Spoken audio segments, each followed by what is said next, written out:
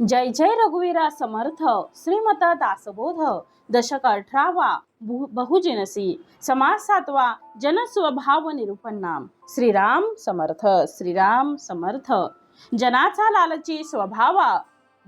लालची स्वभाव आरंभीच म्हणती देव म्हणजे मला काही देव ऐसी वासना काहीच भक्ती केली नसता आणि इच्छिती प्रसन्नता जैसे काहीच सेवा न करिता स्वामी समागती श्रीराम समर्थ श्रीमत दासबोध दशक 18वा बहुजनसी समास 7वा जन स्वभाव निरूपण श्रीराम समर्थ श्री समर्थांनी जनाचा कसा स्वभाव आहे म्हणजे आपल्या लोकांमध्ये आपल्या या जनामध्ये आपल्या या आयुष्यामध्ये आपल्या या लोकांमध्ये कशा कशा प्रकारची लोक आहेत तर समर्थाने पहिलीच ओवी दिलेली आहे।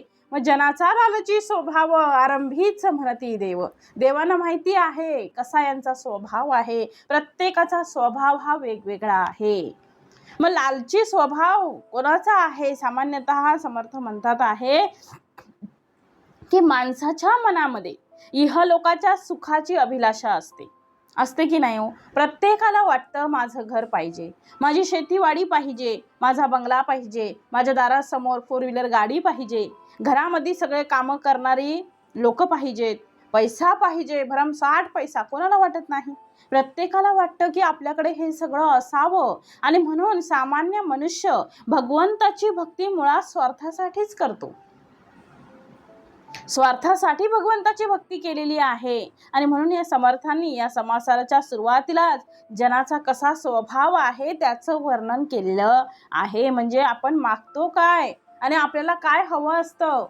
मग समर्थ म्हणतात आपण या सगळ्या द्वैतामध्ये अडकत आहे। आपल्याकडे जे शाश्वत आहे ते आपण मागत नाही, अशाश्वताच्या मागे लागतो। जे दीर्घकाळ टिकून राहणारं आहे, जे आपण नसतानाही होतं, आपण असतानाही आहे आणि आपण गेल्यानंतरही असणार आहे, त्या परब्रह्माची ओळख मात्र आपल्याला होत नाही। हे कोणी तयार केलेलं आहे, हे कोणाचं राज्य आहे आणि माझा हा मनुष्य देह मला जो माझ्या सद्गुरूंनी, माझ्या परब्रह्माने, माझ्या ईश्वराने जो हा मला देह समर्पण दिलेलं आहे, म्हणजे देह जो मला दिलेला आहे, जो माझ्या ताब्यात दिलेला आहे, त्याला मला कसं सार्थकी करायचं आहे, माझ्या जीवनाचं मला सार्थक करायचं आहे। मग त्यासाठी मी याच्यामध्ये अडकता कामा नये, या विषय वासनामध्ये मी अडकता कामा नये। मला विवेकाने विचार करता आला पाहिजे, मला माझ्याकडे विवेक बुद्धी असली पाहिजे, सद्बुद्धी असली पाहिजे, विवेक बुद्धी असली पाहिजे की माझ्याजवळ काय पाहिजे। आपण म्हणतो घर पाहिजे, शेतीवाडी पाहिजे, गाडी बंगला, नोकरी चाकरी सगळी, म्हणजे घरात कामं करणारी लोक, सगळं काही ऐशो आराम पाहिजे। जे पाहिजे ना याच्यामध्ये आपण अडकतो। काय पाहिजे? हे पाहिजे।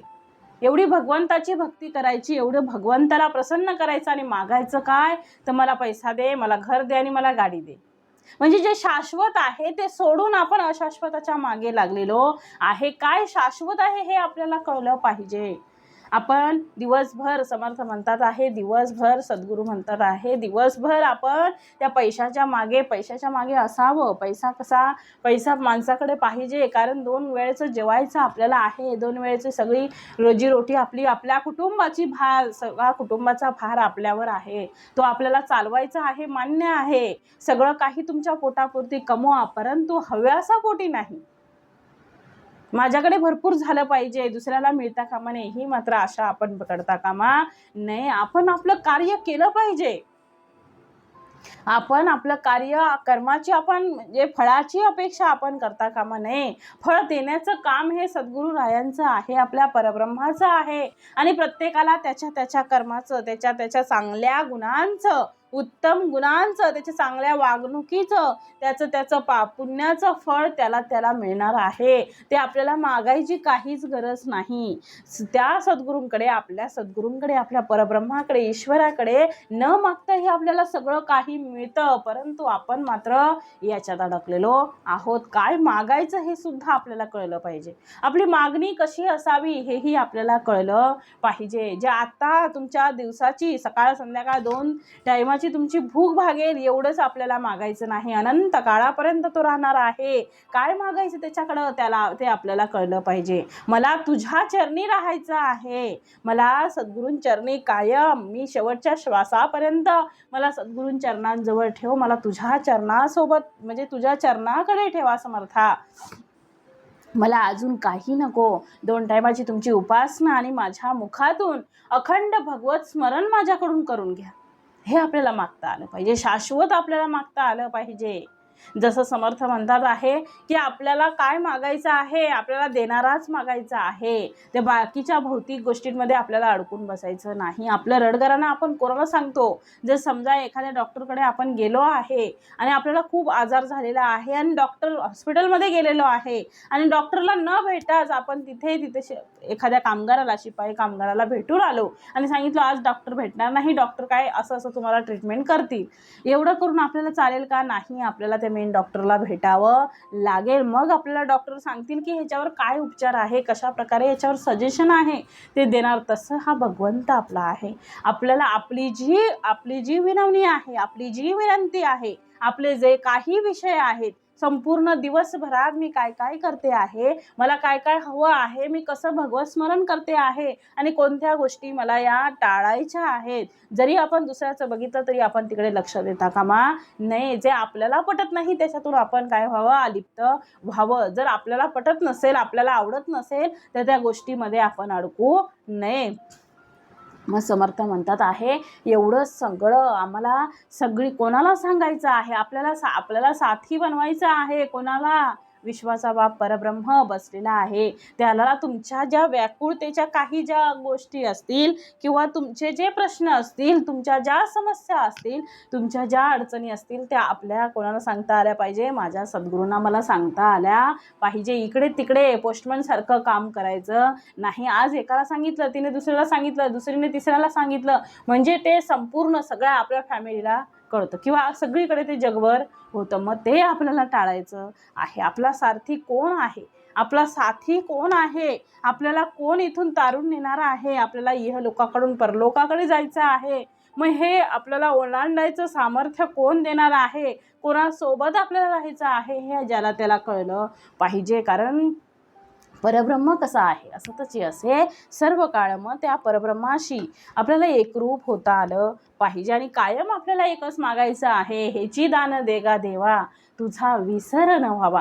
कितीही दुःख आलं, दुःखात आपल्याला परमेश्वराची जाणीव होतेच, भगवंताची जाणीव होते. व दुःखात आपल्याला एवढ्या वेदना असतात तेव्हा आपल्याला भगवंताची जाणीव मात्र होते. मात्र समर्थ म्हणतात आहे, सद्गुरू म्हणतात आहे की तुम्हाला आनंदामध्ये सुद्धा तुमच्या ईश्वराची ओळख पटली पाहिजे, ईश्वराची ओळख तुम्हाला झाली पाहिजे. एवढं मोठं मला सामर्थ्य, एवढं मोठं जे मला यश मिळालेलं आहे, हे कोणाचं आहे, कोणी दिलेलं आहे, करता कोण आहे, हे ज्याला त्याला कळलं पाहिजे. मग ते आनंद मला सद्गुरू स्वारींनी दिलेला आहे, माझ्या सद्गुरूंनी दिलेला आहे. मग ते मला काय करता आलं पाहिजे? त्यांचे ऋण व्यक्त करता आले पाहिजे. सर्वात प्रथम आपण सद्गुरूंचे ऋण व्यक्त केले पाहिजेत. कारण हेची दान देगा देवा, तुझा विसर न व्हावा. त्याचा विसर आपल्याला दुःखासुखातही होता कामा नये.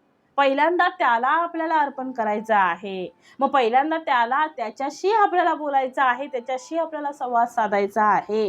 कारण या जनमानसामध्ये, कारण सद्गुरूंनी हा समासच दिलेला आहे, समास 7वा, पूर्ण जन स्वभाव कसा आहे, जनाचा स्वभाव कसा आहे, हे लोक कसे कसे आहेत, जगातील लोक कशी आहेत, एका स्वभावाचे आहेत का? नाही. मग हे लोक कसे आहेत? या लोकांमध्ये आपल्याला अडकून राहायचं नाही आहे. वारंवार त्यावेळी ते सद्गुरू आपल्याला तेच निरूपण देत आहेत. का देत आहेत? कारण अजूनही आपल्याला ते समजलेलं नाही. समजून घेण्याची गरज आहे आणि त्या भगवंताला आपल्याला समजून घेता आलं पाहिजे. आपला वाली कोण आहे? आपला परब्रह्म हाच आपला वाली आहे, हाच आपला साथी आहे. मग त्याला आपल्याला सगळं निवेदन करता आलं पाहिजे. इकडे तिकडे आपण गोष्टी सांगत बसायच्या नाही, थेट आपल्या समर्थांपर्यंत, आपल्या सद्गुरूंपर्यंत आपल्याला पोचता आलं पाहिजे. आणि म्हणून समर्थ म्हणतात आहे, सुरुवातीलाच दिलं आहे सद्गुरूंनी, तर जनस्वभाव दिला आहे. त्याचं समासाचं नावच आहे जनस्वभाव निरूपण नाम. जनाचा कसा स्वभाव आहे, म्हणजे लोक कशा प्रकारचे आहेत, लोकांमध्ये कसा स्वार्थ भरलेला आहे आणि लोक आपलं काम करून घेण्यासाठी कसे गोड गोड बोलून सगळी कामं करून घेतात आणि आपल्याला काय वाटतं, हा सुधारला आहे, हा तसा नाही, याचा माझ्यावर खूप जीव आहे.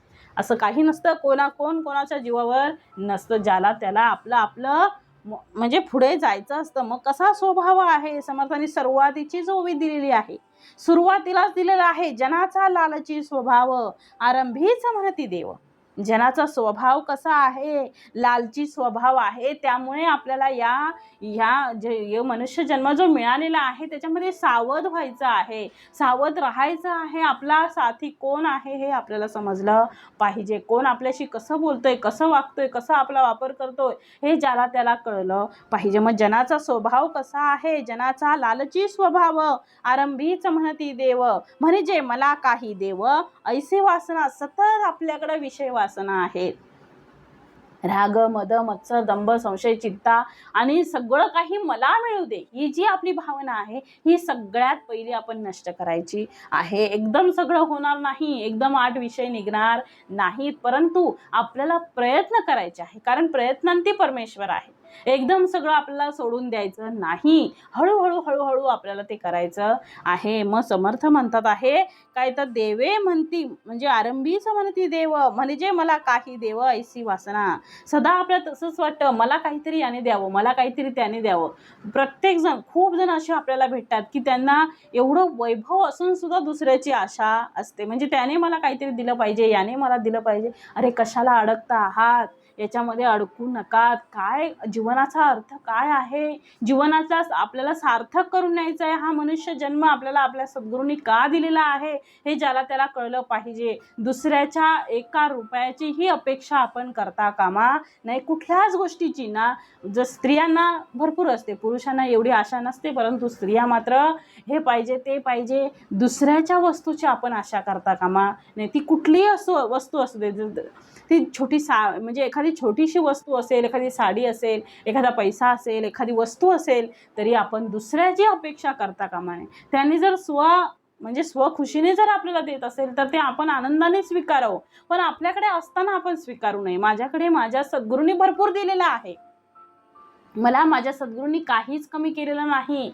सगळं काही उत्तमोत्तम सगळं मला निवडून, अगदी जसं ते आपण खडे निवडून काढतो आणि तांदूळ जसा निवडून आपण स्वच्छ करून मग त्याचा भात करतो, तसं सद्गुरूंनी मला एकदम स्वच्छ, जे चांगलं आहे, जे उत्तम आहे ते सगळं काही दिलेलं आहे. आणि मला कधीही गरज पडली तरी माझे सद्गुरू मला देणार आहेत, याची खात्री आपल्याला पाहिजे, याचा विश्वास पाहिजे. आणि त्यामुळे आपण दुसऱ्याची कशाचीही 1 पैशाचीही आपण आशा करता कामा नाही. कधीच आपण कोणाचीही आशा करता कामा नाही. जे आपलं आहे ना त्यात आपण समाधानी सुखी राहावं, मग आयुष्यात काहीच अडचणी येत नाही. तो दुसऱ्याकडे बघितल्यावर सगळ्यात दुःख आपल्याला कशाचं होतं, आपल्याकडे नाही याचं नाही. ज्यावेळी आपण दुसऱ्याकडे बघतो त्यावेळी वाटतं माझ्याकडे नाही पण हिच्याकडे आहे. आता स्टेटस, जसं आपण म्हणतो व्हॉट्सअपला किती स्टेटस आहे, स्टेटस बघून माणसांची मनं सुद्धा बिघडतात. म्हणजे एखादा जर खुशीत असेल तर तो एखादा स्टेटस टाकतो आणि त्याचं स्टेटस बघून आपल्याला वाटतं हिच्याकडे हे आहे, त्याच्याकडे ते आहे, माझ्याकडे हे नाही तेही नाही. असं नाही, सद्गुरूंनी त्याला त्याच्या जागेवर, त्याच्या शिलकेवर दिलेलं आहे, तुम्हालाही मिळणार आहे. आणि त्यामुळे आशा करायची नाही कोणाचीही, कोणाचाही आपल्याला काय करायची, कसल्याही गोष्टीची लालच करायची नाही. आणि म्हणून समर्थांनी म्हटलंय, काहीच भक्ती केली नसता आणि इच्छिती प्रसन्नता, जैसे काहीच सेवा न करिता स्वामी समागती. म्हणजे लोकांचा स्वभाव कसा आहे, फार लोभी आहे, स्वार्थी आहे. आता तर एवढं आहे, भावाभावांमध्ये भांडणं होतात आहे, भावाभावांचं पटत नाही आहे, भावा बहिणींचं पटत नाही. म्हणजे केवढा हा अनर्थ होतो आहे.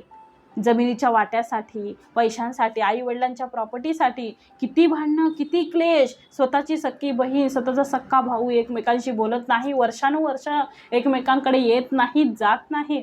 का हो, सद्गुरूंनी तुम्हाला एवढं दिलेलं आहे, चांगलं शरीर, सुंदर शरीर दिलेलं आहे, 2 हात 2 पाय, एवढं उत्तमाचं शरीर आहे की मी कमवून खाऊ शकतो. मग दुसऱ्याची अपेक्षा आपण का करावी. परंतु नाही, माणूस एवढा स्वार्थी बनत चालला आहे. प्रत्येक जण आपापला स्वार्थ बघतो आहे. प्रत्येक जण इथे स्वार्थी झालेला आहे. मग समर्थ म्हणतात, लोकांचा स्वभावच काय आहे? लोकांचा स्वभाव कसा आहे? फार लोभी आणि स्वार्थी आहे.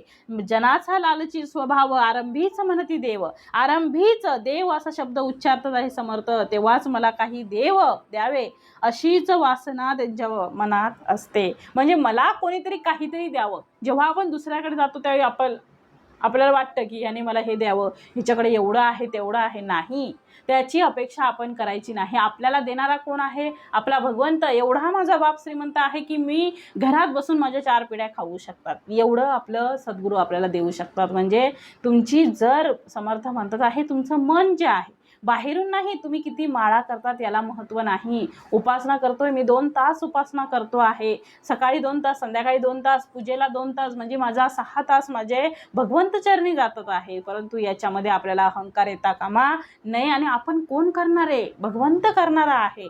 आपण त्याच्यामध्ये अडकायचं नाही. कारण कोणीतरी द्यावं म्हणून आपण करू नये. सद्गुरू आपल्याला देणार आहेत, परमेश्वर आपल्याला देणार आहे म्हणून देवाची सेवा करावी, हे चुकीचं आहे. मला आनंद मिळतो आहे, मला चांगलं वाटतं आहे, माझा देह, माझं जे म्हणजे शरीर आहे ते स्फूर्ती येते आहे, मला देवाची पूजा केल्यामुळे मला आनंद मिळतो आहे, मला समाधान मिळतं आहे आणि माझं पूर्ण दिवस जो आहे तो उत्तमाचा जातो आहे. भगवंताच्या नामस्मरणाने मला गोडी लागली आहे माझ्या भगवंताला भेटायची. याच्या खेरीज मला काहीतरी द्यावं भगवंताने अशी माझी मुळीच इच्छा नाही. मला भगवंताने हे द्यावं ते द्यावं नाही. मला भगवंताने माझ्या शिलकीपेक्षा खूप जास्त दिलेलं आहे आणि मी त्याची कायम ऋणी आहे. कारण समर्थ म्हणतात, तुम्हाला सगळ्यांना दिलेलं आहे. आपल्याला ते शोधता आलं पाहिजे, आपल्याला ते करता आलं पाहिजे. निस्वार्थी मनाने करा ना, भक्ती करा. बघा, निस्वार्थी मनाने केलेली देवाची भक्ती तुम्हाला काही ना काही समाधान देऊन जाते. बघा, किती समाधान असतं त्याच्यात, किती सुंदर वाटतं.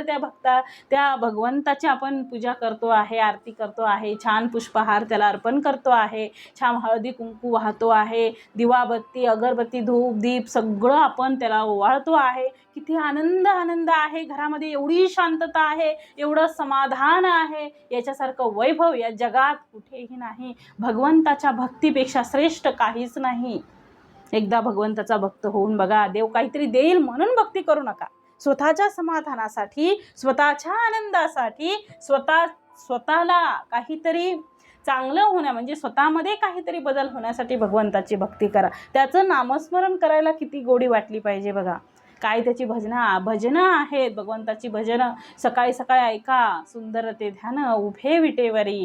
किती सुंदर. कानडा राजा पंढरीचा.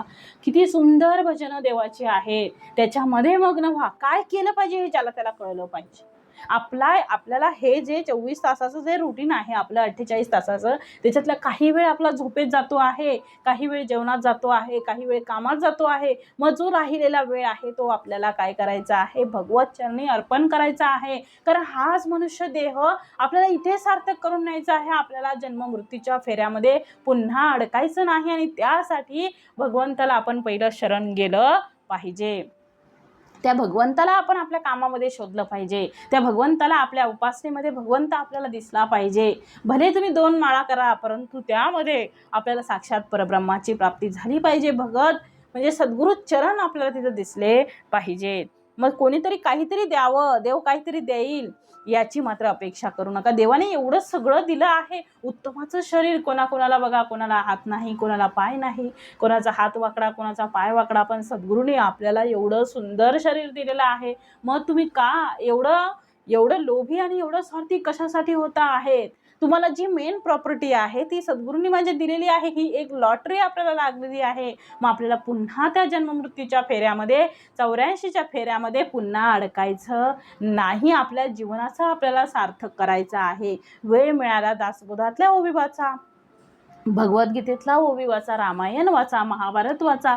एवढं त्याच्यामध्ये एवढी आपल्याला पावर मिळते, एवढं समाधान मिळतं, एवढं सुख मिळतं आणि एवढं सामर्थ्य मिळतं की आपण ते शब्दात मांडू शकत नाही. आणि म्हणून समर्थांनी म्हटलंय, जनाचा लालची स्वभाव आरंभीच म्हणती देव. म्हणजे मला काही देव ऐसी वासना, काहीतरी मिळेल, काहीतरी द्यावं देवाने, यासाठी देवाची भक्ती करू नका किंवा अन्य कोणालाही चण्याच्या झाडावर चढवू नका. म्हणून समर्थ म्हणतात आहे की आम्ही काही जसं म्हणतात आहे काहीच भक्ती केली नसता.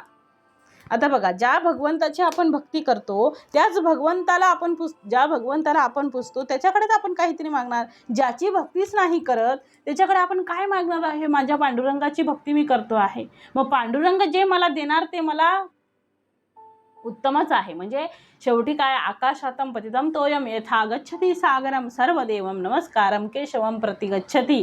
कुठल्याही देवाला केलेला नमस्कार शेवटी केशवाच्या चरणी जाऊन पोहोचतो. परंतु समर्थ म्हणतात आहे जसं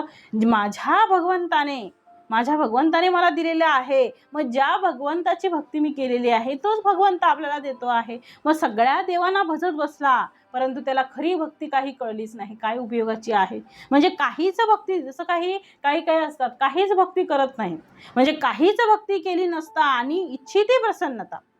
जैसे काहीच सेवा न करिता स्वामी समागती, म्हणजे ते काहीच भक्ती करत नाहीत आणि त्यांना काय पाहिजे असतं? देवाची प्रसन्नता पाहिजे असते. म्हणजे देव आपल्यावर प्रसन्न राहावा, देवाने मला सुख, समाधान, शांती, ऐश्वर्य, संपन्न सगळं द्यावं असं वाटत असतं.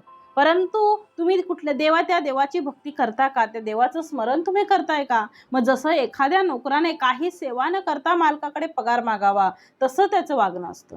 म्हणजे एखादा नोकर आहे ज्याने महिनाभर कामच नाही केलं आणि मालकाला म्हटलं मला महिन्याचा पगार द्या, तसं चालेल का? नाही. म्हणजे वर्षभर तो शाळेत गेला, एखादा विद्यार्थी वर्षभर शाळेत गेला आणि पेपरच्या दिवशी जाऊन तिथे बसला आणि त्याला 100 पैकी 100 मार्क मिळाले, असं होईल का? नाही. वर्षभर अभ्यासच नाही केला, कसं मिळणार त्याला मार्क? कारण त्याने काही अभ्यासच केलेला नाही. म्हणजे तसंच आहे, भगवंताची भक्तीच केली नाही आणि भगवंताची मात्र प्रसन्नता त्याला पाहिजे, भगवंताचे आशीर्वाद त्याला पाहिजे. म्हणजे आम्ही काही सेवा केलेली नाही आणि भगवंत आम्हाला पावला पाहिजे अशा प्रकारचा भाव धारण करणे, याचा अर्थ भगवंताला आपण लालच देतो आहे, प्रवृत्त करतो आहे. मग कार्य न करता तुम्हाला सन्मान मिळत नाही. कार्य केल्याशिवाय सन्मान मिळतं का? नाही. विनाकार्य करता तुम्ही घरीच बसून आहे आणि जिथे आपण कामावर जातो तिथे काहीतरी एखादा प्रोजेक्ट दिलेला आहे, तो प्रोजेक्टच आपण पूर्ण केला नाही. मग त्या प्रोजेक्टची जे काही म्हणजे त्याचा काही तो अभिप्राय असेल जो चांगला असेल, जो सगळा उत्तम झालेला आहे, मग त्याचं श्रेय आपल्याला मिळेल का? नाही.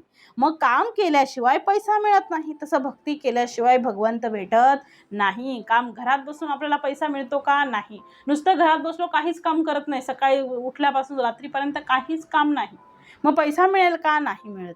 मग तसं भक्ती केल्याशिवाय भगवंत भेटत नाही. भक्ती विना शक्य नाही, भक्ती विना उद्धार नाही जीवाचा, निर्धार पाहिजे मनाचा, राष्ट्र संत असं म्हणून गेले. आणि म्हणून समर्थाने या ठिकाणी म्हटलं आहे जनाचा लालची स्वभाव. त्यासाठी म्हटलं आहे कारण त्याला जनाला काय आहे, लोकांना मेहनत करायला नको, आयतं पाहिजे आहे. अरे किती वर्षानुवर्ष एखादा बघा, एखादा ज्यावेळी गरीब असतो त्यावेळी त्याच्याकडे त्याचं लक्ष नसतो, तो दिवस रात्र कष्ट करतो, लहानाचा मोठा होतो, सगळं काही उत्तमरित्या बनवतो. ज्यावेळी तो बंगला बांधतो त्यावेळी सगळ्यांची नजर त्या बंगल्याकडे जाते आणि लोक म्हणतात की हां त्याच्याकडे पैसा आहे, त्याच्या बापाने पैसा ठेवलेला आहे किंवा त्याच्या आईकडे पैसा आहे किंवा त्याने पैसा कमवून ठेवलेला आहे. अरे पैसा कमवून ठेवला, पण त्या कमवण्यासाठी ती पै जमा करण्यासाठी, तो 1 रुपया जमा करण्यासाठी त्याने दिवस रात्र कष्ट केलेले आहेत. तो ज्यावेळी आपण झोपत होतो त्यावेळी तो झोपत नव्हता, तो दिवसभर 1-2 तासाची झोप घेऊन तो दिवसभर राबत होता. म्हणून त्याचे म्हणजे त्याचे जे ते श्रम आहे ते इथपर्यंत आलेले आहे. ते कोणाला कळणार? ज्याने मेहनत खरीच केलेली आहे त्याला ते कळणार आहे. नुसतं दुसऱ्याला बोलून चालणार नाही. त्याने गाडी घेतली, बंगला घेतला, घेऊ दे, त्याच्या शिल्कीनुसार त्याने प्रयत्न केले, त्याने कष्ट केले, म्हणून त्याला इथपर्यंत यश मिळालेलं आहे. म्हणून म्हटलं आहे जनाचा लालची स्वभाव, हे काही लोक बदलणार नाहीत. जनाचा स्वभाव कसा आहे? लालचीच आहे. हे आरंभीच म्हणती देव, सुरुवातीलाच देवानी म्हटलेलं आहे. सुरुवातीला लोक देवाचं नाव घेतात, म्हणून ते संत कबीरांनी फार सुंदर दुआ केलेला आहे. राम राम तो हर कोई कहे, ठक ठाकुर और चोर. काय म्हटलंय? राम राम तो हर कोई कहे, ठक ठाकुर और चोर. कोणी म्हणतं? ठग, ठाकूर आणि चोर, दोन तिघही म्हणतात. मग सगळे राम राम म्हणतात, पण प्रत्येकाचा राम म्हणण्याचा जो भाव आहे तो स्वार्थ प्रेरित आहे. असा स्वार्थाने लिप्त असलेला मनुष्य भगवंतासमोर सुद्धा हात जोडले तर काही मागितल्याशिवाय राहत नाही. म्हणजे चोर सुद्धा म्हणतो का राम राम नाव घेतो, श्रीरामांचं नाव घेतो, भगवंताचं परब्रह्माचं नाव घेतो का, तर त्याला चोरी करता यावी, त्याला ते सगळं मिळावं म्हणून. म्हणजे चांगल्या कामासाठी आणि वाईट कामासाठी सुद्धा ठाकूर और चोर राम राम तो हर कोई कहे. म्हणजे सगळे राम राम म्हणतात, पण प्रत्येकाचा राम म्हणण्याचा जो भाव आहे तो कसा आहे, वेगवेगळा आहे. मग असा स्वार्थाने लिप्त असलेला मनुष्य भगवंतासमोर तो हात जोडतो, परंतु कशासाठी? स्वतःच्या स्वार्थासाठी. एखादा एक नारळ ठेवणार आणि गावापासून, भावकीपासून, गावकीपासून सगळ्यांचं निवेदन त्या भगवंताला. माझा नवस पूर्ण झाला तर हे ठेवेल, ते ठेवेल, 1 किलो पेढे ठेवेल, नारळ ठेवेल. अरे का? ज्याने दिलं आहे त्यालाच तुम्ही काय करताय? त्यालाच आपण भुलवतो आहे. ज्याने दिलं आहे, ज्याने निर्माण केलेलं आहे, हे कोणाचं आहे? हे परब्रह्माचं आहे. ते त्यालाच काय देता आहेत? त्याला काय देता आलं पाहिजे? नारळ, पेढे हे तुम्ही देऊ नका. पैसे मी एवढं करेल, मी तेवढं करेल, मी एवढं सोनं वाहील, तेवढं सोनं वाहील, काही गरज नाही भगवंताला या सगळ्याची. भगवंत कसा आहे? भावाचा भुकेला आहे, भगवंत भक्तीचा भुकेलेला आहे. भगवंताला याची गरज नाही. जे भगवंतानेच निर्माण केलेलं आहे, जे भगवंतानेच आपल्याला दिलं आहे, तेच आपण भगवंताला देतो. ते योग्य आहे का? नाही. तुम्ही तुमचा 8 विषय आहेत ते भगवंता चरणी ठेवा आणि सांगा, सद्गुरू समर्था, हे परब्रह्मा, हे समर्था, हे सगळं जे माझे काही गुण आहेत, हे माझे वाईट गुण आहेत, या विषय वासना आहेत, त्या सगळ्या माझ्यातून दूर करा आणि हे माझं घालवून टाका. मग तुम्ही मला साथ द्या, मी तुम्हाला साथ देतो, तुम्हीही मला साथ द्या. म्हणून ते जे विषय विकार आहेत त्यातून आपल्याला सुटता आलं पाहिजे. ती खरी देवाला दिलेली, जी आपण म्हणतो की दक्षिणा जी आहे, गुरुदक्षिणा, जशी दक्षिणा आपण देतो तशी ती दक्षिणा खरी आहे. म्हणजे माझा एखादा स्वभाव आहे, लालची आहे, स्वार्थी आहे, मी म्हणजे किंवा मद मत्सर माझ्यामध्ये भरलेला आहे, एखाद्या विषयी मी राग द्वेष करत आहे, तो माझा जो गुण आहे तो कसा काय कमी होईल याच्याबद्दल आपण विचार केला पाहिजे. ते आपल्या सद्गुरूंना, ते आपल्या परब्रह्माला, ते आपल्या ईश्वराला म्हणजे प्रेरित करणं, म्हणजे ईश्वराला ते पाहिजे आहे. ईश्वराला, देवाला, देव हा कसा आहे? भक्तीचा भुकेलेला आहे, भावाचा भुकेलेला आहे, त्याला याच्यामध्ये काहीही इंटरेस्ट नाही. मग ते आपल्याला देता आलं पाहिजे. हळूहळू, या वर्षी नाही, हळूहळू त्या वर्षी, दुसऱ्या वर्षी, हळूहळू हळूहळू आपल्यातला तो गुण कमी झाला पाहिजे. आज माझ्याकडे इच्छा, आज माझ्याकडे तो गुण आहे असं आपल्याला वाटलं पाहिजे, की मला दुसऱ्याचं बघून दुःख होत नाही. हे खरंच समाधान आहे. हे खरंच आपण हे भगवंताच्या चरणी गेलोय असं थोडा अर्धा% आपण समर्थांचरणी आहोत असं समजावं. कारण आपल्याकडे हळूहळू ते गुण कमी करायचे आहेत. किंवा एखादा स्वार्थपणा, मला ते मिळावं म्हणून मी याच्याशी गोड बोलतोय, नाही तर का मला बोलणं त्याच्याशी आहे, मी उत्तमच बोलणार आहे. तो कसाही समोरचा कसाही वागो, त्याची कर्म त्याच्याजवळ. परंतु ही जी भावना आहे, किंवा मी आता आजपासून एखाद्याचा मत्सर करणार नाही, त्याने कितीही माझा मत्सर केला तरी माझं पटत नसेल, मला आवडत नसेल, मी तिथून अलिप्तपणा केली, मग तसं आपल्याला वागता आलं पाहिजे. हे समर्थन अपेक्षित आहे, हे आपल्या सद्गुरूंना अपेक्षित आहे. ते नारळ, सोने, चांदी हे माझ्या सद्गुरूंना अपेक्षित नाही. सद्गुरू, आपला देव हा भावाचा भुकेला आहे, भक्तीचा भुकेलेला आहे. आणि मनुष्य काहीतरी कारणासाठी, काहीतरी स्वार्थासाठी मनुष्य भगवंतासमोर हात जोडतो आणि तो मागितल्याशिवाय राहत नाही. प्रत्येक वेळी हात जोडले की मागणी, हात जोडले की मागणी. आता आपण बघा, संध्याकाळचा सकाळी उठल्यावर देवबुत्ती करतो, पूजा करतो, मग त्यावेळी आपण हात जोडतो. मग त्यावेळी आपण काय मागतो? देवा समर्था, सद्गुरुराया, हे माझं जे निवेदन आहे ते पूर्ण कर, किंवा हे मला दे, ते मला दे, नाही मागायचं. आपण सद्गुरूंची उपासना केलेली आहे, भक्ती केलेली आहे. हे सद्गुरुराया, तुझ्या कृपेने, तुझ्या सामर्थ्याने मी उत्तमाची, मला जशी जमते तशी तोडकी मडकी मी उपासना केलेली आहे. माझ्याकडून नामस्मरण झालेलं आहे, ते तुझ्या चरणी मी समर्पित करते आहे. सद्गुरू चरणी समर्पयामी. बाकी मला काय द्यायचं हे तुला माहीत आहे, माझ्याकडे सगळं आहे, तू मला पाहिजे, तुझ्या व्यतिरिक्त मला काहीही नको. साक्षात भगवंताला मागता आलं पाहिजे. मग काही कमी पडणार आहे आयुष्यामध्ये? काहीच कमी पडणार नाही हो. कशाला मागायचं? दरवेळी हात जोडले की नुसत्या मागण्या, काय करायच्या आहेत मागण्या? आयुष्यभर मागतच आलेलो आहे. काही कमी आहे का? 2 वेळचं जेवायला मिळतंय ना, खायला मिळतंय, सगळं काही उत्तमाचं आहे. मग त्याला मागता आलं पाहिजे. जे शाश्वत आहे, जे दीर्घकाळ टिकणारं आहे, ज्याच्यामुळे आपला उद्धार होणार आहे, ते मागता आलं पाहिजे. श्रीकृष्णाला मागता आलं पाहिजे. त्याची सेना आपल्याला काय करायची आहे, त्याची संपत्ती आपल्याला नको आहे, त्याची सेना नको आहे. म्हणजे साक्षात भगवंत आपल्याला पाहिजे आहे. मग त्या भगवंताला आपल्याला मागता आलं पाहिजे. आणि म्हणून म्हटलंय समर्थाने की हात जोडले तर काहीतरी मागल्याशिवाय मनुष्य राहत नाही. म्हणून भक्तीचे 2 प्रकार पडतात. त्यापैकी एक सांगितले समर्थांनी सकाम भक्ती आणि दुसरी आहे निष्काम भक्ती. आपण म्हणून म्हणतो अखंड समर्थ सद्गुरु चरणी एकच निवेदन ठेवा, अखंड श्री सद्गुरु सेवा, म्हणजे अखंड श्री म्हणजे अखंड निष्काम श्री सेवा आपल्याकडून घडावी, हे एकच निवेदन आपलं कायम सद्गुरुचरणी असलं पाहिजे. निष्काम भक्तीमध्ये भगवंत प्राप्ती असते. भगवंताला प्राप्त करण्याचं सामर्थ्य, भगवंताच्या भेटीचं सामर्थ्य आपल्याला या निष्काम भक्तीमध्ये मिळणार आहे. आणि सकाम भक्तीमध्ये कामना पूर्ती असते. मग आमची कामना पूर्ण करण्यासाठी जर आम्ही भगवंताची भक्ती करत असू तर भगवंत म्हणतील की तथास्तु, तुला काय हवं आहे ते तुला मिळेल. म्हणजे भगवंताने साक्षात येऊन सांगितलं आहे पाहिजे की तुला काय पाहिजे सांग, नुसत्या मागण्या करायच्या नाहीत. भगवंताने स्वतः म्हटलं पाहिजे आता सांग तुला काय पाहिजे, असं मागता आलं पाहिजे. असं भगवंताने आपल्याकडे मागितलं पाहिजे. आपल्या मागण्यांची एवढी लिस्ट असते की भगवंत येणार सुद्धा नाही आपल्याकडे. मग त्या मागण्या आपल्याला आजपासून कमी करायच्या आहेत. म्हणून भगवंताला आपण फक्त हात जोडावा आणि सांगावं, हेची दान देगा देवा, तुझा विसर न व्हावा, धनाचा तो माल मी तव हमाल भार वाई. मला काही चिंता नाही, माझं भार वाहून नेण्याचं काम हे तुझं आहे. मला काहीच माहीत नाही कोणत्या ठिकाणी मला काय पाहिजे, कशाची गरज आहे, काय मला लागणार आहे, मला काहीच माहिती नाही. मला फक्त तुझी भक्ती करणं एवढंच मला माहिती. तुझं स्मरण करणं, तुझं नामस्मरण करणं, तुझं भजन करणं, तुझं नाम माझ्या मुखात अखंड गात राहणं, एवढंच माझं काम आहे. बाकी सगळं तू माझं काम करायचं आहे ते मला माहीत नाही, काय द्यायचं आहे आणि काय द्यायचं नाही. मग समर्थ म्हणतात आहे की तसंच समर्थ कोणालाही भगवंत नको आहे, फक्त भगवंताची कृपा हवी असते. भगवंत पाहिजे असतं का? नको. मग साक्षात भगवंत आपल्याला पाहिजे, हे आपल्याला मागता आलं पाहिजे. काय मागावं हेच कळत नाही ना मनुष्याला. आणि भगवंताची कृपा म्हणजे सांसारिक सुख. संत म्हणतात भगवंताची कृपा मला नको, तर मला भगवंत तूच हवास. संतांनी कधीच भगवंताची कृपा नाही मागितली, साक्षात भगवंत मागितलेला आहे. कारण त्यांनी या जन्माचं गूढ रहस्य त्यांना माहीत होतं. आपला जन्म सार्थक करायचा होता, माझा जन्म कशासाठी झाला याचं कारण त्यांना माहीत होतं. आणि म्हणून म्हटलंय समर्थाने तेरे बिन रहा न जाए, तू पाहिजेस. तुझ्याशिवाय माझं जगणं कसं आहे, कठीण आहे. तुझ्याशिवाय मी राहूच शकत नाही. दिवस रात्र, सकाळी उठल्यापासून रात्री झोपेपर्यंत अखंड तुझ्या नामस्मरणात असे.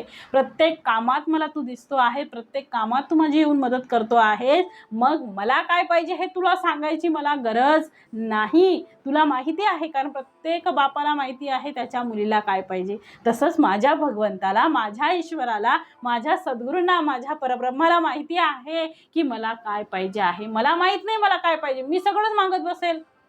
जे शाश्वत आहे तेही मागेल, अशाश्वत आहे तेही मागेल, नको असलेलं सगळं मागत बसेल. पण माझ्यासाठी काय योग्य आहे हे फक्त माझा बापच जाणू शकतो. मग ते तू जाणायचं आहेस, मला माहीत नाही. जोपर्यंत अशा प्रकारची म्हणजे मनोवृत्ती माणसाची होणार नाही तोपर्यंत भगवंत आपल्याला काही पावणार नाही. मग परमेश्वर एका बाजूला आणि जगाची सगळी सुख जी आहेत ती एका बाजूला आहेत. परमेश्वरासमोर ती सगळी सुख जी आहेत ती कशी आहेत? परमेश्वरासमोर ती सगळी सुख ही कशी आहेत? व्यर्थ आहेत. सगळी जगातली सगळी सुख एका बाजूला आणि परमेश्वर एका बाजूला. परमेश्वरासमोर सगळी सुख जी आहेत ती तुच्छ आहेत. पण समर्थ म्हणतात आहे की जो भक्ती करेल त्याला भगवंत मिळेल.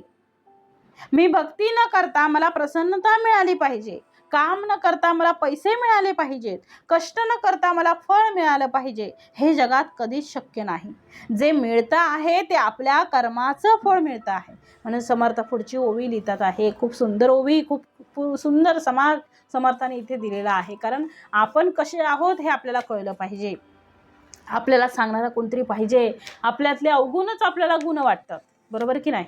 वाटतात, प्रत्येकाला वाटतं माझे अवगुण जे आहेत ना तेच माझे गुण आहेत, असं अगदी एकदम गर्वामध्ये सांगत असतात, पण नाही, तसं सांगून चालणार नाही. माझे अवगुण आहेत ना, ते मला काय करता आले पाहिजे, सगळे काढून टाकता आले पाहिजेत. आणि म्हणून पुढे समर्थांनी दिले आहे, कष्टे विना फळ नाही, कष्टे विना राज्य नाही, केल्या विना होत नाही साध्य जनी. मग कष्टे विना फळ आहे का? नाही. कष्टाशिवाय फळ आहे का? नाही. कष्टच करत नाही. समजा एखादं जर नारळाचं झाड लावलं आहे आपण, ते नारळाचं झाड लावलं आहे, परंतु त्याच्याकडे आपण बघितलंच नाही, त्याला ना पाणी घातलं, त्याला ना बहर घातली, त्याला ना खत घातलं, काहीच नाही, काहीच त्याला घातलेलं नाही. आणि आपण म्हटलो की हे अजून 10 वर्षांनी किंवा 20 वर्षांनी याला नारळ लागतील. कसे लागतील? ते मरून जाईल हो. मग कष्टाशिवाय, कष्ट नाही केलं तर फळ कसं मिळणार आहे? कष्टच नाही केले तर त्याला नारळ येईल का? आज लावल्याने वर्षांनी, म्हणजे 10-15 वर्षांनी जाऊन बघितलं, नारळ लागले का? अजून कसे लागले नाहीत याला नारळ? मध्ये शक्य आहे का? नाही. मग कष्ट केल्याशिवाय फळ कधीच मिळत नाही. कष्ट विना राज्य नाही. मग कष्ट केल्याशिवाय राज्यही मिळत नाही. केल्याविना होत नाही साध्य जनी. मग कष्ट केल्याशिवाय जगात कुठलंही कार्य हे काय होत नाही, सिद्ध होत नाही. आणि म्हणून म्हटलंय, आळसे काम नासते, हेतो प्रत्ययास येते, कष्टाकडे चुकाविते हीन जन. मग आळसाने काय होतं? आळसे काम नासते. मग समर्थांनी वरती दिलंय, कष्टे विना फळ नाही. मग आळस आला ना, आळसामुळे कष्ट केलंच नाही, हे नाही, मग फळ कसं मिळणार? मग जे कष्ट करतात त्यांच्या कष्टाने सुख मिळतं आहे. आधी कष्ट आणि मग फळ आहे. कष्ट नाही तर फळ कसं मिळेल? मग कष्टाची नाही ते निर्फळ. कष्टाशिवाय माणसाला पर्याय नाही. समर्थांनी परिश्रम, कष्ट, मेहनत, उद्योग याला फार महत्त्व दिलेलं आहे. जे इह लोकाला आम्हाला सुखी करतं ते परलोकाला सुद्धा धन्य करतं. कष्टाने आम्हाला इहलोकी सगळी सुख प्राप्त होतात. पैसा फुकट मिळत नाही, कष्टाशिवाय मिळत नाही, मेहनत ही करावीच लागते. जे कष्ट करतात त्यांच्या हातात पैसा दिसतो आहे. जे झोपून राहतात त्यांच्याकडे दारिद्र्य पाहायला मिळतं. जे कष्ट करतात ते विद्वान दिसतात. जे कष्ट करत नाही ते जे अभ्यासाचंच कष्ट घेत नाहीत ते ज्ञानी होत नाहीत. मग या जगामध्ये कुठल्याही गोष्टीला प्राप्त करायचं असेल तर त्याला सगळ्यात पहिलं समर्थाने दिलेलं सूत्र आहे, ते म्हणजे कष्ट. कष्ट केल्याशिवाय माणसाला पर्याय नाही. कष्ट केलं तरच त्याचं फळ मिळणार आहे. म्हणून समर्थ म्हणतात, आळसे काम नासते, हेतो प्रत्ययास येते, कष्टाकडे चुकविते हीन जन. मूर्ख जे लोक आहेत ते कष्ट करत नाहीत. मग समर्थ म्हणतात, कष्टांशिवाय त्यांना फळ पाहिजे असतं. आणि म्हणून म्हटलेलं आहे की आळसाने कार्याचा नाश होतो. ही गोष्ट तर प्रत्यक्ष अनुभवायला येते. आणि तरीही ही ना माणसाची कष्ट चुकवण्याकडे काय असते, जास्त प्रवृत्ती असते. म्हणजे त्याला कष्ट नको आहेत, डायरेक्ट पैसा पाहिजे. कष्टाशिवाय पैसे कसे मिळतील हो? जर कामावरच गेलो नाही तर महिन्याभराचा पगार कसा मिळेल? म्हणून म्हटलंय, आधी कष्टाचे दुःख सोसिती, ते पुढे सुखाचे फळ भोगिती. मग आधी कष्ट केलं आणि मग काय होणार? सुख मिळणार. आधी कष्ट केलेले आहेत, त्या कष्टाचं आधी कष्ट करतात, दुःख सोसतात, आधी भरपूर कष्ट करतात आणि मग पुढे जाऊन ते कसं, त्या कष्टाचं फळ त्यांना मिळतं. आणि जे आधी आळसाचं सुख भोगतात ते पुढे दुःखी होतात. म्हणून दिले, आधी आळसे सुखावती, त्यासी पुढे दुःख. कोणाला? आधी ज्यांनी आळस केलेला आहे त्यांना पुढे दुःख आहे. पण ज्याने आधी कष्ट केलेले आहेत, जे दुःख सोसतात आहे, आधी कष्टाचे दुःख सोसिती, ते पुढे सुखाचे फळ भोगिती. आधी आळसे सुखावती, त्याचे पुढे दुःख. म्हणजे कोणाला कसं मिळणार आहे? ज्याच्या तुझ्या कर्मानुसार त्याला मिळणार आहे. मग आता एक गंमत आहे की आधी कष्ट करावे लागतात आणि त्या कष्टाचं दुःखच आहे. दुःख कशाचं आहे? कष्ट करणार तर दुःख होणार आहे. दुःखाशिवाय कष्ट आहेत का? नाही. मग तेव्हा सुखाचं फळ आपल्याला भेटतं. एकाकडे दुःख, एकाकडे सुख. आधी सुख पाहिजे की दुःख पाहिजे? लोक म्हणतील आधी आम्हाला सुख पाहिजे, म्हणजे आयुष्यभर दुःख आहे समजायचं. मग लहानपणी मुलं अभ्यास करत नाहीत, आयुष्यभर मग ते नोकरीसाठी, पैशासाठी वन फिरत राहतात. पण जे आधी अभ्यासासाठी कष्ट घेतात त्यांना आयुष्यभर सुख प्राप्त होतं. तुम्हाला पूर्व सुख पाहिजे की पुढे उत्तरात सुख पाहिजे ते तुम्ही ठरवा. म्हणून समर्थ म्हणतात, आधी कष्टाचे दुःख सोसिती, ते पुढे सुखाचे फळ भोगिती. आधी आळसे सुखावती, त्याचे पुढे दुःख. पुढे दिलंय समर्थांनी, एहलोक आणि परलोक दोहीकडे सारिखाचे विवेक दीर्घ सूचनेचे कौतुक कळले पाहिजे. मग इहलोक आणि परलोक या दोन्हीकडे हा विचार सारखाच लागू पडतो आणि म्हणून दूरदृष्टीचं महत्त्व आपण जाणून घेतलं पाहिजे. दीर्घ सूचना, आता दीर्घ सूचना म्हणजे काय, तर याच्या पुढे काय होणार आहे, याच्या पुढे काय होणार आहे ही दीर्घ सूचना आहे. याची कल्पना आपल्याला आजच येणं म्हणजे इहलोकामध्ये आणि परलोकामध्ये सारखाच भाव आहे, सारखंच तत्व आहे आणि सारखेच गुण आहेत. इहलोक धन्य करण्यासाठी कष्टाची गरज आहे आणि परलोक धन्य करण्यासाठी सुद्धा कष्टाचीच गरज आहे. इकडे सुद्धा इंद्रिय सुखासाठी साधनांची आवश्यकता आहे आणि तिकडे भगवत प्राप्ती करणं म्हणजे दोन्हीकडे इच्छा आहे. पण एक इहलोकाला धन्य करतं जेव्हा आपण देहात आहोत तोपर्यंत ती धन्यता प्राप्त करून देतं. असं काही भाग आहेत ज्याला आम्ही अविद्या म्हणतो. ती अविद्या आम्हाला प्राप्त करावी लागते आणि सद्विद्या म्हणजे भगवत प्राप्ती. मग भगवत प्राप्तीसाठी ज्ञान प्राप्त केलं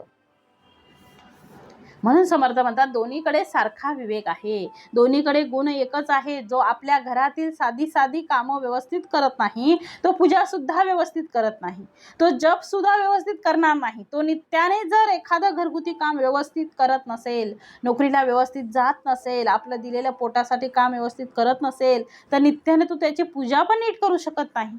कारण पहिलाच त्याचा सगळा गोंधळ आहे त्याच्यामध्ये ते व्यवस्थित करण्याचं सामर्थ्यच नाही. म्हणजे तो नीट करूच शकत नाही, करतच नाही. नित्याने तो जप करू शकतो का नाही, तो ग्रंथ वाचू शकत नाही, तो संतांचं श्रवण रोज करू शकत नाही. मग याच्यासाठी आपल्याला काय पाहिजे, त्याच्यासाठी आपल्याला समर्थ म्हणतात आहे की ते करण्यासाठी आपल्याला सराव पाहिजे. मग ते संतांचं श्रवण रोज तो करू शकत नाही. इकडे तो वेंधळा आहे, तिकडे सुद्धा त्याचा वेंधळेपणा जन्माला येतो.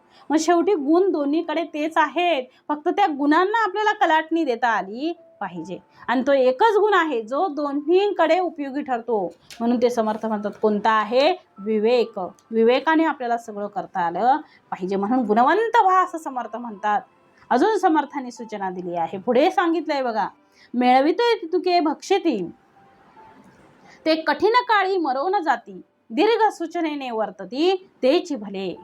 म्हणजे जे मिळवतात आहे ते सगळं भक्षण करतात आहे. म्हणजे आज कामाला गेला, आज महिन्याभराचा पगार झाला, समजा आता महिन्याभराचा पगार 10,000 आहे, 15,000 आहे आणि तो महिन्याच्या खाऊन टाकला, मग पुढच्या महिन्यात संपून टाकला आणि पुढच्या महिन्यात मग काय खाणार, जोपर्यंत पगार होत नाही तोपर्यंत कसं चालणार आहे. मग मिळविती तितके भक्षिती ते कठीण काळी मरोन जाती. मग एखादं आजारपण आलं, एखादं काहीतरी आलं, दुखणं खुपणं काय आलं, मग कोणाकडे मागणार, दुसऱ्याकडे मागायची पाळी येणार. मग त्याच्याकडे असेल तर ठीक आहे. म्हणून समर्थ म्हणतात, समर्थाने पुढे दिले बघा, दीर्घ सूचनेने वर्तिती तेची भले. म्हणजे जे लोक जितकं मिळवतात ते सगळं खर्च करून टाकतात आणि ते कठीण काळ ओढवला जातो. म्हणून त्याच्यामुळे काय होतो, कठीण काळ ओढवला असता तो मरून जातात. जे लोक दृढ दृष्टीने वागतात तेच खरे भले आहेत. म्हणजे पुढे काय होणार आहे, दीर्घ सूचना. समर्थांनी दीर्घ सूचना सांगितलेली आहे. तर पुढे काय होणार आहे याचा विचार करून आज वागणं याला दीर्घ सूचना असं म्हणतात. जे लोक आज जेवढं कमवतात तेवढं सगळं खाऊन टाकतात ते कठीण समयी अडचणीत येतात. म्हणून काहीतरी आपल्या रोजच्या कमाईतला थोडा पैसा पुढच्या भविष्यासाठी काढून ठेवला पाहिजे असं समर्थ सूचना देतात. म्हणून म्हटलंय बघा, मिळवती तितुके भक्षिती. म्हणजे जेवढं मिळवतात तेवढं सगळं खाऊन टाकतात. आज पगार आपल्याला 50,000 मिळालाय या महिन्यात, तर 50,000 पुढच्या महिन्यात 1 रुपये सुद्धा त्याच्यातला शिल्लक नाही. ते अर्थशास्त्रज्ञ म्हणून सांगतात, तज्ञ लोक म्हणून सांगतात की तुम्ही जेवढं कमवता त्यापैकी 40% रक्कम ही तुमच्या भविष्यासाठी बाजूला काढून ठेवा. 100 रुपयातले 40 रुपये बाजूला ठेवा आणि 60 रुपये तुम्ही खर्च करा. त्यापैकी 40 रुपये माझे नाहीत असं वागा. तर तुमचा समोर कुठलंही जरी संकट आलं तरी त्या संकटाला तुम्ही अर्थामुळे तरी घाबरणार नाही. लोक का घाबरतात त्या संकटाला, कारण अर्थाच्या दृष्टीने ते अडचणीत का येतात याचं कारण आहे त्यांच्याजवळ दीर्घ सूचना नाही, प्लॅनिंग नाही. जसं नियोजन आमच्या वेळेचं असतं तसं ते अर्थाचं सुद्धा एक नियोजन आहे, ते नियोजन केलं गेलं पाहिजे. तरुण मुलांना तर ते विशेष करून सांगितलं पाहिजे. म्हणून जेवढं कमावता त्याच्यातील काही रक्कम आपल्या भविष्यासाठी कायम ठेवली पाहिजे. आता कोरोनाच्या एवढ्या महामारीमध्ये बघा, एवढ्या संकटामध्ये जे लोक संकटात होते ते सुद्धा तरुण गेले. संकटात सुद्धा बरेचदा त्यांच्यावर आलेल्या अडचणी दूर झाल्या.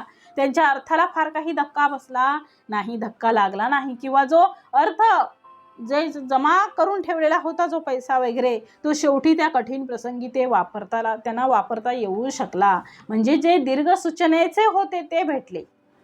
अनेक लोकांनी पॉलिसी काढून ठेवलेल्या होत्या. आरोग्य जर बिघडलं तर एकदम 5 लाख 10 लाख लागले तर काय करावं, तर त्याची पॉलिसी काढून ठेवतात.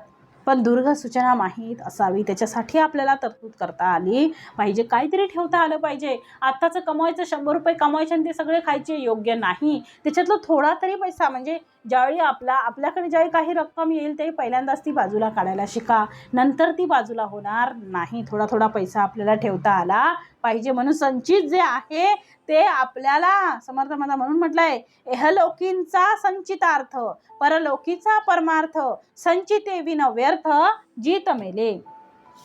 मग इहलोकातील धनधान्यांचा संग्रह आणि परलोकीचा पुण्याईचा संग्रह ज्यांच्याजवळ नसतो ते जिवंत असूनही कसे आहेत, मेल्यासारखे आहेत. म्हणून संचित जे आहे ते आपल्याला कळलं पाहिजे. प्रारब्ध जे आहे ते माणसाच्या जीवनामध्ये जे आपण आपली कर्म करतो ते कर्म आम्हाला पुढे काहीतरी उपयोगी पडतात.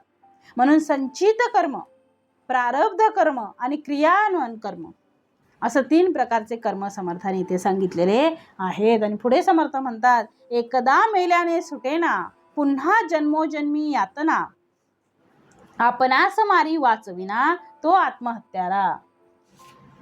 एकदा मेल्याने सुटेना, समर्थ म्हणतात जन्मोजन्मी आम्ही आमचे आत्महत्यारे होऊ नका. एकदा मेल्याने सुटेना पुन्हा जन्मोजन्मी या यातना आपणास मारी वाचविना, म्हणजे आम्ही आमचे आत्महत्यारे होऊ नये.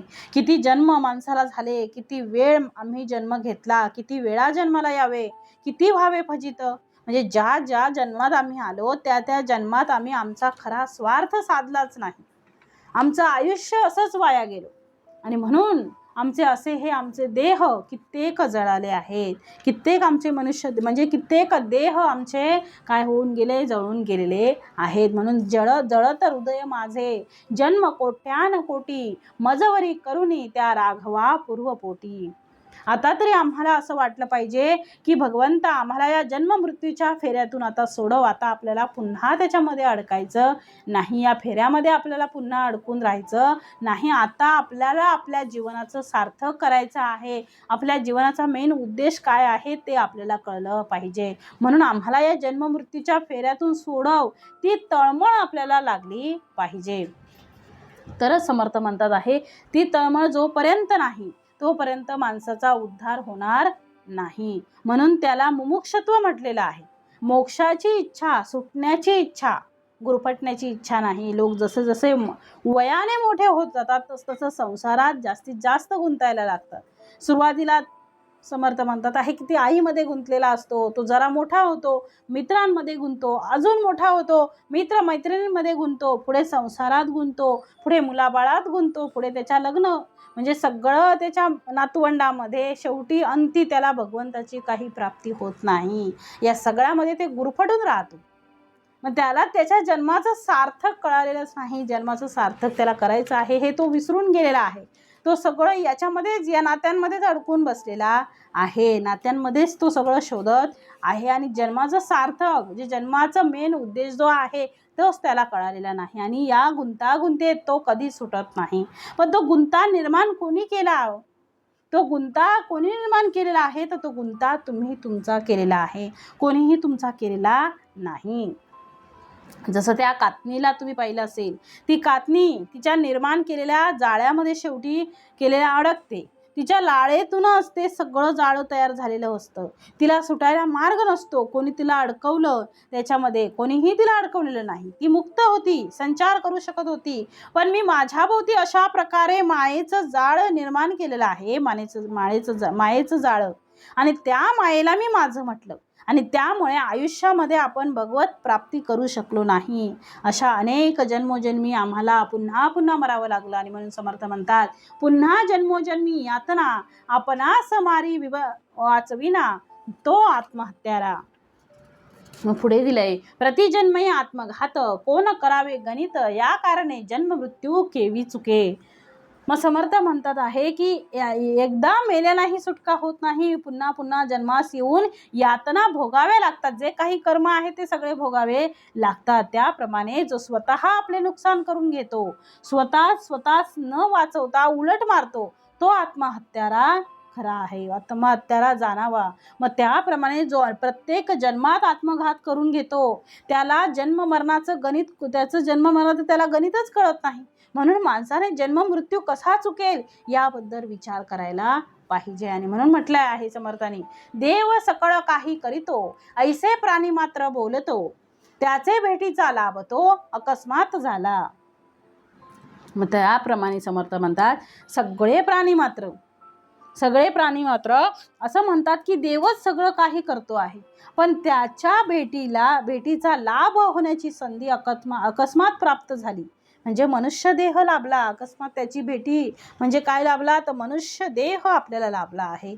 मग काही लोक म्हणतात आम्ही काय करणार, सगळं भगवंत करणारा आहे, ईश्वर करणारा आहे असं म्हणतो, आणि त्याच ईश्वराच्या भेटीसाठी त्याची कधी तळमळ नसते. खरा भक्त असेल तर त्या भगवंताच्या भेटीशिवाय तो थांबत नाही. जसं ते वासरू आहे, त्याला जर दुधाची तहान लागली असेल, भूक लागली असेल, तर त्यासाठी तो आईचा म्हणजे गाईचा शोध घेतो.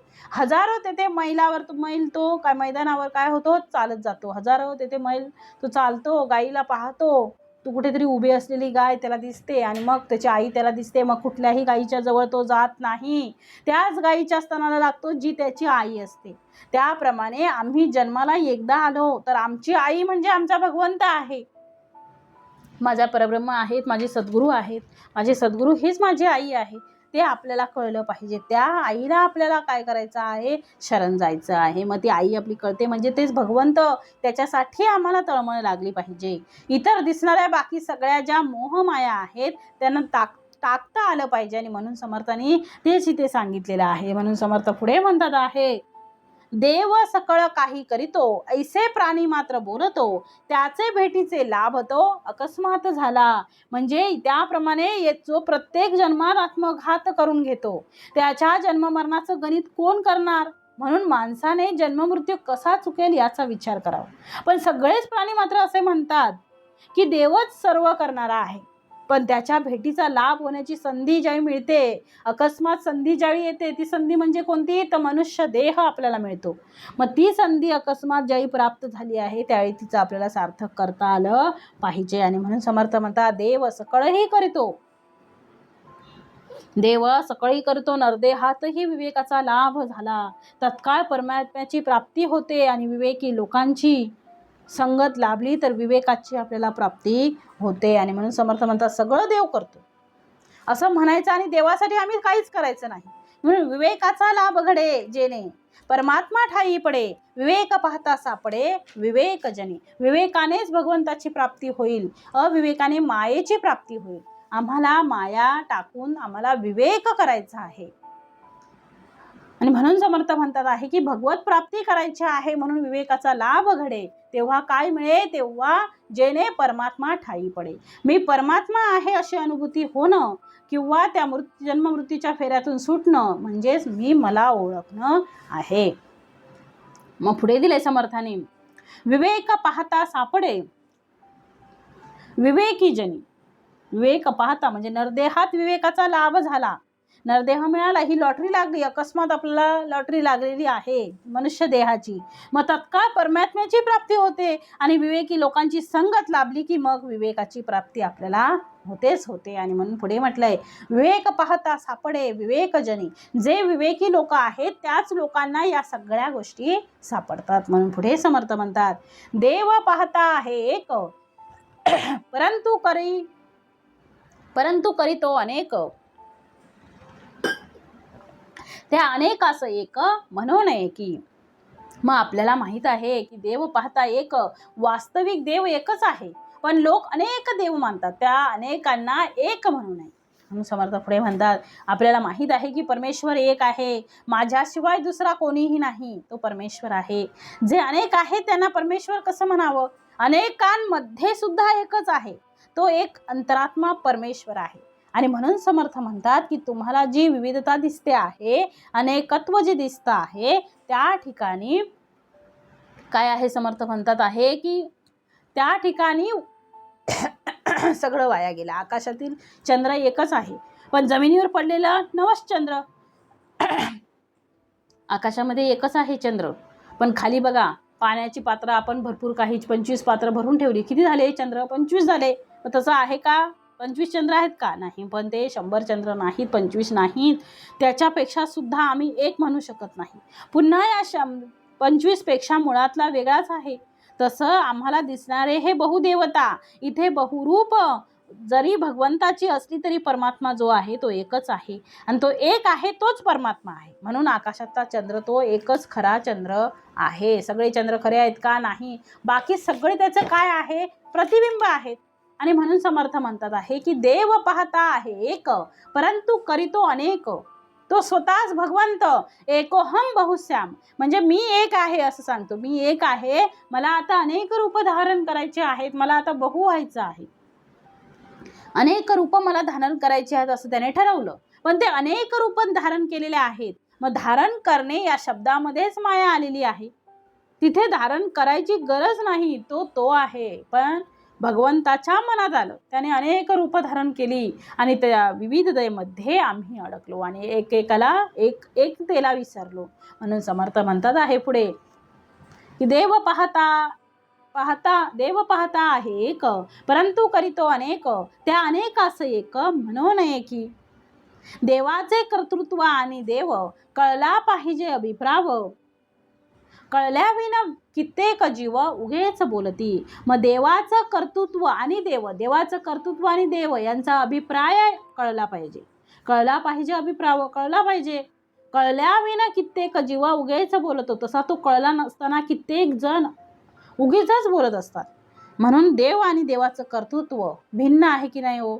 मी आणि माझं काम वेगळं आहे की नाही? मी आणि माझं लिखाण वेगळं आहे की नाही? मी आणि माझं बोलणं वेगळं आहे की नाही? आहे. मी आज बोलणार आहे, पण बोलणं माझं आहे.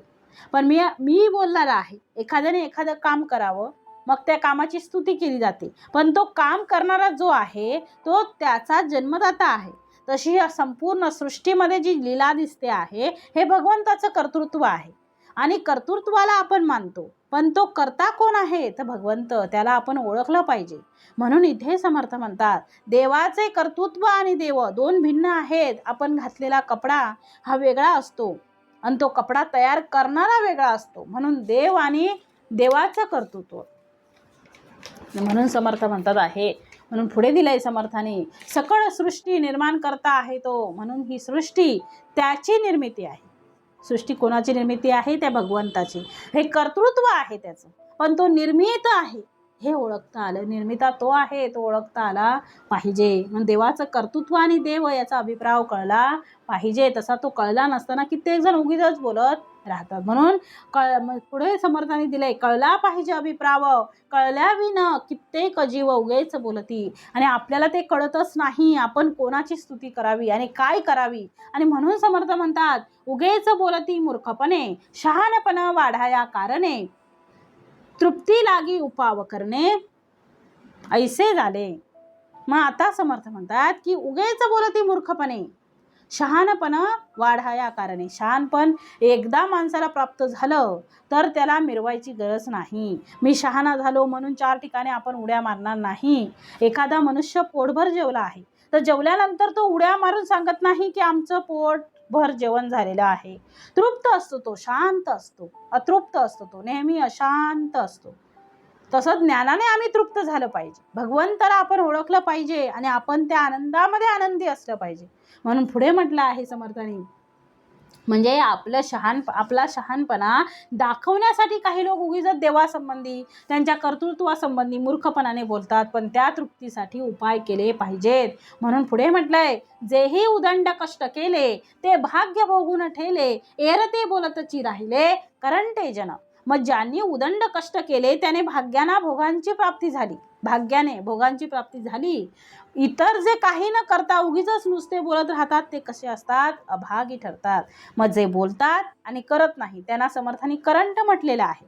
करंटाची व्याख्या ती दिलेली आहे. म्हणून आधी कष्ट आणि मग फळ, मग आम्हाला भाग्य प्राप्त होईल. आधी कष्ट करा, मग आपल्याला भाग्य प्राप्त होईल. आणि म्हणून सांगितलंय करंट्याचे करंट लक्षण करंट्याचे करंट लक्षण समजून समजून जाती विचक्षण भल्याचे उत्तम लक्षण करंट्यास कळेना विचक्षण म्हणजे विवेक संपन्न लोक असतात ते करंट्या माणसांचं करंट लक्षण समजून जातात, पण भल्या माणसाचं उत्तम लक्षण करंट्या माणसाला कळत नाही.